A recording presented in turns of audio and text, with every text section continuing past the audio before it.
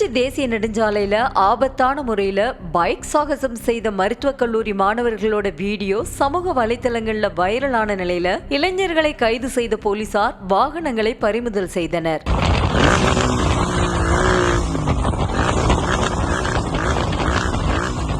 திருச்சி மாவட்டம் நம்பர் 1 டோல்கேட்டில் இருந்து சென்னை நோக்கி விலை உயர்ந்த பைக்கில் ஆபத்தான முறையில் வாகனத்தை ஓட்டி செல்லும் போது காரில் பயணம் செய்த 2 இளைஞர்கள் ஒருவர் காரை ஓட்டி சென்றும் மற்றொரு இளைஞர் இருசக்கர வாகனத்தில் ஆபத்தான முறையில் சென்ற இளைஞரை வீடியோ எடுத்தும் வலைதளங்களில் பதிவிட்டுள்ளார்.